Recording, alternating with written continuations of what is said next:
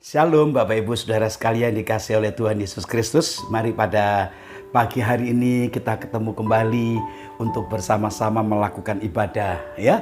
Karena kita percaya bahwa Tuhan pasti memberikan pertolongan kepada setiap kita yang rajin untuk beribadah kepada Tuhan. Itulah sebabnya mari pada pagi hari ini kita bersama-sama kembali untuk melakukan doa supaya Tuhan bekerja, Roh-Nya bekerja dalam hidup kita dan nama Tuhan dimuliakan. Mari kita berdoa bersama-sama Bapak Ibu Saudara sekalian yang dikasihi oleh Tuhan. Bapa kami dalam sorga, Bapa yang kami kenal di dalam nama Tuhan Yesus Kristus. Mari pada pagi hari ini kami kembali menghampiri hadirat-Mu yang kudus. Mari Roh Kudus Engkau berkarya di tengah-tengah kami. Biar pada saat ini kami mau melakukan ibadah pada pagi hari ini. Ajarkan kami boleh menyadari bahwa kami sangat membutuhkan Tuhan. Berkaryalah Engkau Roh Kudus di tengah-tengah kami. Sampaikan apa yang menjadi isi hati-Mu.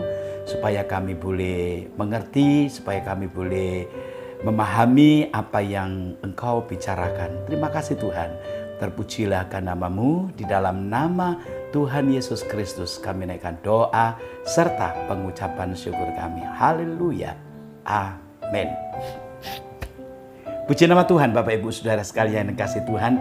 Mari pada pagi hari ini kita bersama-sama untuk membaca firman Tuhan yang saya ambil dikatakan dalam 1 Korintus pasalnya yang kedua ayat 6 sampai dengan ayatnya yang ke-16. Ya, 1 Korintus pasal yang kedua ayat yang ke-6 sampai dengan ayat yang ke-16. Namun saya ingin bersama dengan saudara membacakan dikatakan dalam 1 Korintus pasal yang kedua ayatnya yang ke-6. Firman Tuhan berkata demikian. Sungguh pun demikian, kami memberitakan hikmat di kalangan mereka yang telah matang, yaitu hikmat yang bukan dari dunia ini dan yang bukan dari penguasa-penguasa dunia ini, yaitu penguasa-penguasa yang akan ditiadakan. Amin. Bapak Ibu Saudara sekalian yang dikasihi oleh Tuhan, Tuhan berkata bahwa sungguh pun demikian. Rasul Paulus ya yang menyampaikan firman Tuhan, Rasul Paulus berkata bahwa sungguh pun demikian kami memberitakan hikmat. Ya, bukan hikmat yang kita terima dari dunia ini, ya bukan cuma sekedar kepandaian, bukan sekedar pengetahuan, tetapi hikmat yang datangnya daripada Tuhan. Ya, yaitu firman Tuhan berkata, sungguh pun demikian kami memberitakan hikmat di kalangan mereka yang telah matang, mereka yang telah dewasa di dalam Tuhan. Kalau kita percaya kepada Tuhan Yesus Kristus, maka kita menjadi orang-orang Kristen yang bertumbuh di dalam iman kerohanian kita. Kita tidak terus-menerus menjadi seperti anak-anak, ya. Kita juga menjadi orang-orang yang sudah dewasa, menjadi orang-orang yang sudah matang dalam pemikiran. Itulah sebabnya dibutuhkan apa? Hikmat. Nah, hikmat yang kita pelajari pada saat ini bukan hikmat yang datang daripada dunia ini, ya, bukan hikmat yang datang daripada penguasa-penguasa dunia ini, ya, yaitu penguasa-penguasa yang akan ditiadakan nanti. Bapak Ibu Saudara sekalian yang dikasihi oleh Tuhan, Rasul Paulus berkata, kami memberitakan hikmat dari Allah. Supaya kita yang menjadi orang-orang Kristen yang sudah lama, biar menjadi orang-orang Kristen yang semakin hari semakin matang iman kerohanian kita, semakin hari semakin dewasa. Ya, dikatakan yang tersembunyi bagian A, ya, yang tersembunyi dan rahasia. Ya, firman Tuhan berkata dikatakan di dalam ayatnya yang ke-7. Perhatikan baik-baik ayat yang ke-7. Tetapi yang kami beritakan ialah hikmat Allah yang tersembunyi dan rahasia. Bahkan sebelum dunia dijadikan, telah disediakan Allah bagi siapa? Bagi kemuliaan kita. Bapak Ibu Saudara sekalian yang dikasihi oleh Tuhan, menjadi orang-orang Kristen yang dewasa di dalam Tuhan, tentunya orang-orang Kristen yang mengerti yang namanya hikmat Allah. Ya, hikmat itu bukan sekedar perkataan-perkataan yang baik. Orang yang berhikmat berbeda dengan orang yang pandai. Orang yang berhikmat sebelum melangkah satu langkah, dia memiliki pemikiran ke depan. Ya, kalau saya melangkah, lakukan hal yang sedemikian ini, apakah merugikan orang lain? Ya, apakah membuat orang lain sakit hati dan lain sebagainya? Itu hikmat Allah. Tapi kalau orang pandai, orang pinter, mungkin dia bisa berkata-kata yang aneh-aneh, yang luar biasa, yang muluk-muluk dan lain sebagainya. Tetapi berbeda dengan orang yang punya hikmat. Ya, orang yang punya hikmat tidak mudah menyakiti orang lain. Orang yang punya hikmat tidak mudah untuk menyalahkan orang lain. Itulah sebabnya Paulus berkata bagian A, yang tersembunyi dan rahasia. Apa yang tersembunyi dan rahasia itu? Firman Tuhan berkata sebelum dunia dijadikan. Hikmat itu datangnya dari kekekalan. Tidak ada seseorang yang bisa memiliki hikmat Allah. Karena hikmat Allah itu adalah hikmat sebelum dia melakukan sesuatu yang terbaik, yaitu sebelum menciptakan dunia ini, sesungguhnya hikmat itu sudah ada. Hikmat itu berada dalam kekekalan. Nanti kita akan lihat apakah hikmat itu. Ya. Lalu yang kedua dikatakan bahkan hikmat itu yang datangnya dari kekekalan disediakan Allah bagi kemuliaan kita. Siapakah kita? Kita ciptaan, Bapak Ibu. Ya, kita adalah orang-orang yang tadinya adalah orang-orang yang siap untuk dibinasakan. Tetapi oleh karena kasih karunia Tuhan, oleh karena kasih karunia Allah, alam menciptakan kita kembali karena kita percaya kepada Kristus Yesus. Sehingga kita menjadi ciptaan-ciptaan yang baru. Coba saya akan membacakan dikatakan dalam ayat yang ke-8. Firman Tuhan berkata, ya, bagian B, 1 Korintus 2 ayat yang ke-8. Tidak ada dari penguasa dunia ini yang mengenalnya. Sebab kalau sekiranya mereka mengenalnya, mereka tidak menyalibkan Tuhan yang mulia. Nah, kita mulai mengerti apa yang dimaksud dengan hikmat itu. Bagian B itu berbicara mengenai pengenalan akan Tuhan. Kalau kita melihat dalam 1 Korintus pasal 2 ayat yang ke-8, ada sesuatu yang tersembunyi. Kalau kita melihat dengan baik, dengan teliti, perhatikan baik-baik. Ya, tidak ada dari penguasa dunia ini. Dunia ini ada penguasanya. Ya, siapa penguasanya? Roh-roh jahat di udara itu siapa? Kuasa kegelapan. Tidak ada dari penguasa dunia ini yang mengenalnya. Ya, sebab kalau sekiranya mereka mengenalnya, mereka tidak menyalibkan Tuhan yang mulia. Jadi hikmat itu bicara soal apa? Hikmat itu tadi berasal dari kekekalan. Ya, lalu bagian B, hikmat itu berbicara tentang apa? Tentang pengenalan akan Tuhan. Biarlah kita menjadi orang-orang Kristen yang tadinya kita bodoh, yang dianggap bodoh oleh orang-orang dunia ini. Tetapi sesungguhnya kita bukan orang yang bodoh. Karena saudara dan saya percaya kepada Kristus, ya, mengenal siapakah Kristus. Itulah sebabnya kalau kita mengenal Kristus, maka kita menjadi orang-orang Kristen yang lebih baik hati kita, lebih baik perbuatan kita. Karena apa? Karena kalau kita mengenal Kristus, maka kita tidak akan menyalibkan Dia. Ya, jelas dikatakan di sini, penguasa-penguasa dunia ini yang gelap ini, Bapak Ibu Saudara sekalian yang dikasihi Tuhan, mereka tidak punya pengenalan akan Tuhan. Itulah sebabnya mereka apa? Mensalibkan Kristus. Tapi justru Kristus buat kita itu adalah sesuatu yang luar biasa. Karena menggantikan, mestinya kita yang disalib. Mestinya kita yang menerima hukuman Allah. Tetapi oleh karena kita percaya kepada Kristus, maka penyaliban Kristus di atas kayu salib itu, Dia bagi kita, Dia pengganti kita. Dia adalah Allah yang rela menjadi manusia. Dia adalah firman yang rela menjadi manusia. Ya, Dia bisa merasakan bagaimana kemanusiaan itu.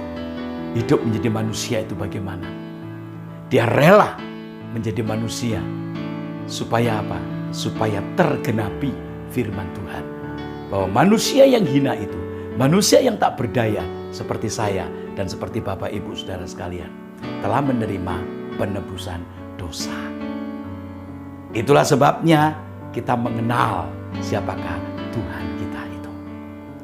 Bagian C dikatakan dalam 1 Korintus 2 ayat yang ke-9.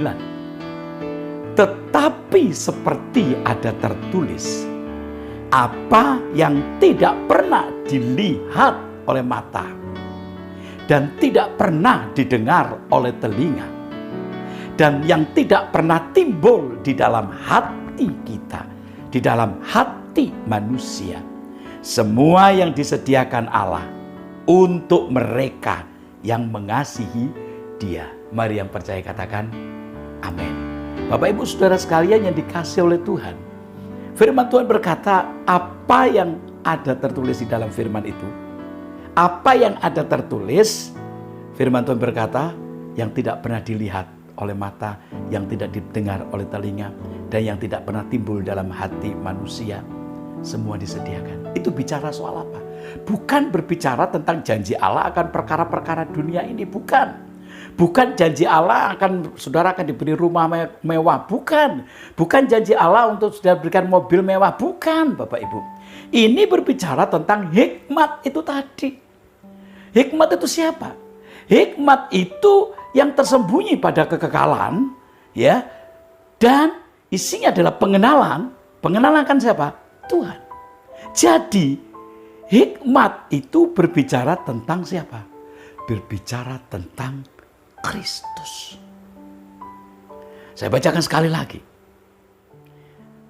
Apa yang tidak pernah dilihat oleh mata dan tidak pernah didengar oleh telinga dan yang tidak pernah timbul di dalam hati manusia, semua yang disediakan Allah untuk mereka yang mengasihi Dia. Siapa Dia? Kalau kita percaya kepada Kristus, itu berarti kita telah menerima hikmat Allah yang tersembunyi sekian lama, yang ingin bahkan dikenal oleh para malaikat-malaikat, ya, yang para nabi-nabi yang lampau ingin melihatnya, namun mereka tidak bisa, ingin mendengar suaranya, namun mereka tidak bisa. Tetapi sekarang kita, sekalipun secara kasat mata kita tidak bisa melihat Yesus Kristus, tetapi firman-Nya yang telah disampaikan, yang kita telah pelajari sampai detik ini, kita bisa mendengar firman Tuhan itu. Jadi Bapak Ibu Saudara sekalian yang dikasihi oleh Tuhan, berbicara tentang hikmat Allah, itu berbicara tentang pribadi Kristus. Itulah sebabnya sekarang Bapak Ibu Saudara dan saya, ya, adalah orang-orang yang telah menerima hikmat Allah, menerima Kristus Yesus itu. Jadikanlah Yesus Kristus itu menjadi patokan hidup saudara, menjadi panutan hidup saudara, supaya kita hidup di dunia ini ada penuntunnya, ya. Dia yang dari surga datang ke dalam dunia. Dia merelakan nyawanya diberikan untuk supaya kita memperoleh penebusan. Ya, sekarang Kristus sudah ada dalam setiap kehidupan kita. Bapak Ibu Saudara sekalian yang dikasihi oleh Tuhan, ya, tadi yang pertama berbicara kami memberitakan hikmat dari Allah. Siapakah hikmat itu? Saya ulangi lagi, hikmat yang dari kekekalan sudah ada. Hikmat itu bicara tentang pengenalan akan Tuhan, dan hikmat itu adalah pribadi Tuhan. Banyak orang menyalahgunakan ayat-ayat firman Tuhan. Tetapi biar pada pagi hari ini kita tahu Ya, apa yang tertulis di dalam 1 Korintus 2 ayat 9 ini berbicara tentang hikmat. Hikmat itu berbicara tentang pribadi Tuhan Yesus Kristus. Yang kedua, dikatakan di dalam 1 Korintus 2 yang ayat yang ke-16 ya, berkata demikian, sebab siapakah yang mengetahui pikiran Tuhan sehingga ia dapat menasihati dia? Tetapi kami memiliki pikiran Kristus. Yang kedua yang disampaikan oleh Rasul Paulus kepada jemaat di Korintus, kami memiliki pikiran Kristus. Puji nama Tuhan Bapak Ibu yang dikasihi Tuhan. Siapakah manusia? Ya, sehebat-hebatnya manusia. Ya, kalau dibanding dengan pikiran Tuhan tidak ada apa-apanya Bapak Ibu. Tetapi oleh karena kita percaya Kristus, sehingga Allah memberikan hikmatnya kepada kita. Allah memberikan pribadi Kristus dalam setiap kehidupan kita. Firman Tuhan berkata, supaya kita memiliki apa? Pikiran Kristus. Bapak Ibu Saudara sekalian dikasihi Tuhan, oleh karena kita adalah manusia, kadangkala kita itu ada bertanya-tanya dan lain sebagainya. Tetapi Tuhan yang tahu, Allah yang mengerti apa yang harus dilakukannya. Supaya manusia tidak bertanya-tanya terus. Kalau kita membaca, dikatakan di dalam 1 Korintus 2 ayat yang ke-15. 1 Korintus 2 ayat yang ke-15. Firman Tuhan berkata, tetapi manusia rohani menilai segala sesuatu, tetapi ia sendiri tidak dinilai oleh orang lain. Artinya apa? Kalau kita menjadi orang-orang Kristen, manusia rohani kita semakin hari semakin bertumbuh. Maka dengan demikian perbuatan-perbuatan jelek kita itu semakin hari semakin berkurang. Supaya ketika kita hidup di muka bumi ini, biar kita bisa menilai orang lain bukan untuk menghancurkan. Artinya bukan menerawang, bukan. Artinya kita bisa tahu bagaimana kehidupan manusia itu. Tetapi iya, orang-orang dunia itu tidak bisa menilai kita. Ya, orang-orang dunia tidak bisa menilai kita. Kalau kita menjadi orang-orang Kristen yang tidak bertumbuh iman kerohanian kita, ya, perbuatan kita tidak bertumbuh, ya, sikap kita tidak bertumbuh, hikmat kita tidak bertumbuh. Artinya kita berjalan itu ngawur, berpikiran ngawur. Bapak Ibu, kita hidup bertetangga pun tidak menjadi berkat. Ya, bagaimana mereka tidak bisa menilai kita? Mereka bisa menilai kita, oh orang Kristen itu kayak begitu. Mestinya mereka tidak bisa menilai kita. Kok aneh ya? Dulu jahat, sekarang kok baik. Nah, contohnya jelas tuh siapa? Rasul Paulus. Dulu pembunuh manusia, sekarang kok enggak? Sekarang kok malah menyelamatkan manusia? Mereka bertanya-tanya, Bapak Ibu. Itulah sebabnya supaya kita yang memiliki pikiran Kristus itu tidak mudah dinilai atau dicap jelek dengan orang lain. Apa yang harus kita lakukan? Yang pertama kita baca ayat 1 Korintus 2 ayat yang ke-10. Ya, nanti Bapak Ibu baca di rumah sampai dengan ayat yang ke-14. Menerima roh dari Allah. Kita manusia biasa. Ya, kita adalah orang-orang yang tidak punya kekuatan, tidak punya kehebatan yang lain. Kita adalah manusia biasa. Tetapi jika roh Allah yang maha kuasa itu tinggal dalam diri kita, dikatakan supaya kita tahu apa yang dikaruniakan Allah pada kita. Ya, supaya kita mengerti bahwa kita hidup di dunia ini bukan sekedar kita hidup begitu saja, enggak, kita hidup karena Tuhan. Ya, kita bisa karena Tuhan. Kita mampu karena Tuhan. Sekalipun Bapak Ibu sudah menjadi orang-orang yang pandai dan lain sebagainya, tetapi untuk kita bisa memiliki hikmat, untuk kita bisa memiliki pengenalan akan Tuhan, untuk kita bisa memiliki pikiran Kristus itu, semuanya itu kita tahu datangnya daripada Tuhan. Kalau bukan daripada Tuhan tidak mungkin, Bapak Ibu. Ya. Dan yang kedua dikatakan menafsirkan hal-hal rohani. Artinya kehidupan kita itu bukan cuma hidup secara jasmani saja. Segala sesuatu itu kita pikirkan, segala sesuatu kita renungkan, segala sesuatu itu ada hubungannya dengan kehidupan kita. Ya, contoh yang sangat gamblang sekali Bapak Ibu. Kita tahu bagaimana emas itu. Emas datangnya dari mana? Dari tanah. Bagaimana tanah yang tidak bisa dilihat dengan kasat mata, ya bisa timbul emasnya? Harus dibakar dulu, diproses sedemikian rupa, ya kalau kita ambil sebanyak-banyaknya tanah itu ya, mungkin 1 truk, yang ada emasnya sedikit Bapak Ibu, makanya mahal kan. Bagaimana kita bisa memiliki emas itu? Kalau kita mengambil satu tanah yang begitu besar, ya lalu mulai diproses dengan pemanasannya, mulai dipisah-pisahkan dan lain sebagainya, mulai muncullah lelehan-lelehan emas yang murni dengan harga yang mahal. Sehingga emas itu harganya mahal. Demikian juga Bapak Ibu, Saudara dan saya. Di antara manusia begitu banyaknya, Tuhan memanggil kita. Tuhan memilih saudara dan saya. Ya, kita bisa menjadi benda emas yang mulia. Makanya tidak sembarangan. Tuhan memilih orang-orang yang tidak sembarangan orang. Ya, mestinya pilihan Tuhan itu untuk semua orang. Tapi tidak semua orang bisa menanggapinya. Karena kasih karunia diberikan kepada semua orang. Tapi semua orang tidak bisa menghargai kasih karunia itu. Tapi saudara dan saya yang percaya kepada Kristus, ya kita adalah dari tanah liat yang tidak ada harganya.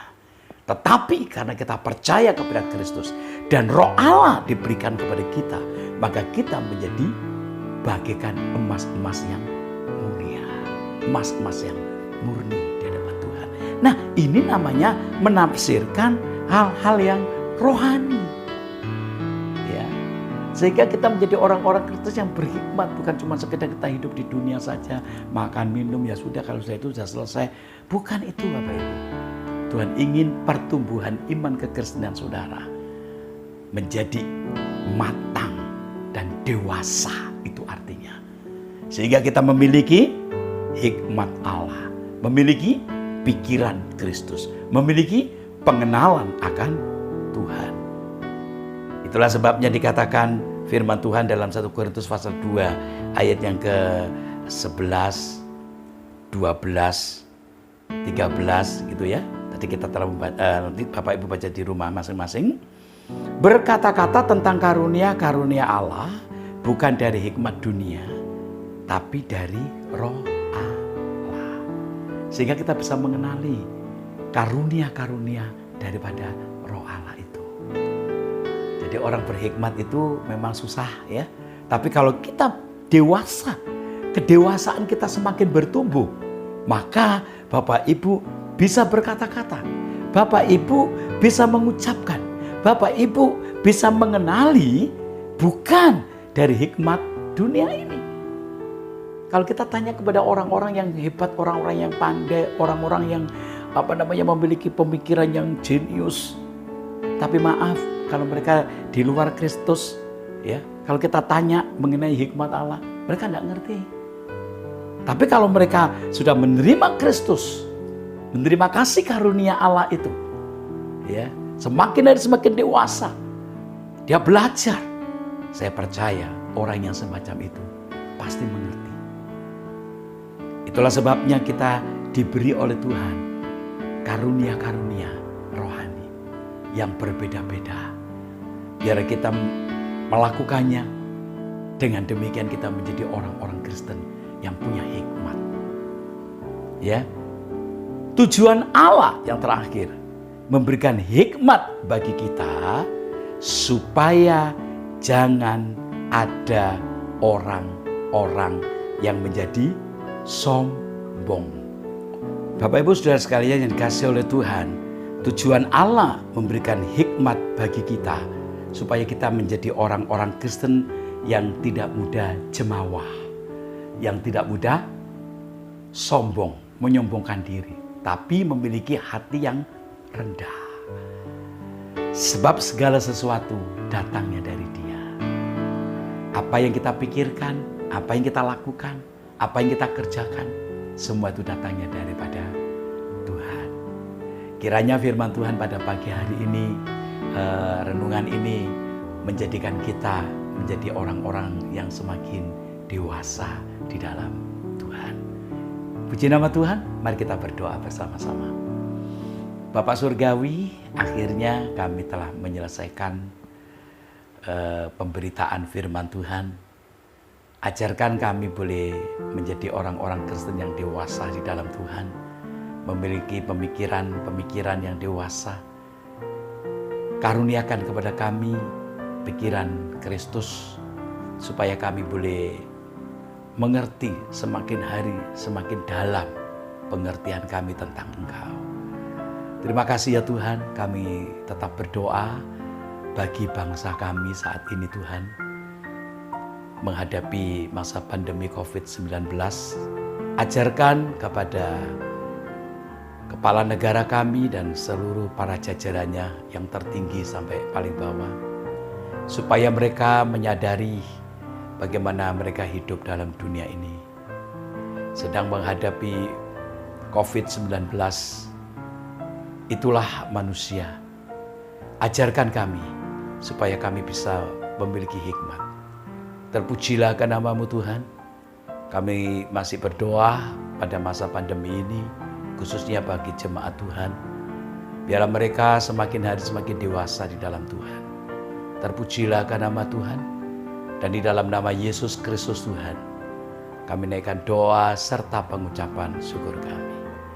Bapak Ibu Saudara sekalian yang dikasihi oleh Tuhan, pulanglah engkau dengan berkat damai sejahtera, anugerah dan sukacita dari Bapa, Putra dan Roh Kudus.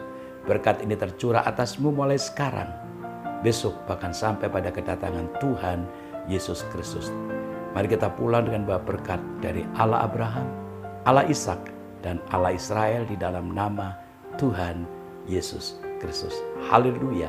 Kita semua yang percaya katakan amin. Puji nama Tuhan. Bapak Ibu yang dikasihi oleh Tuhan, sampai di sini pemberitaan firman Tuhan. Kita ketemu pada minggu depan. Tuhan Yesus memberkati.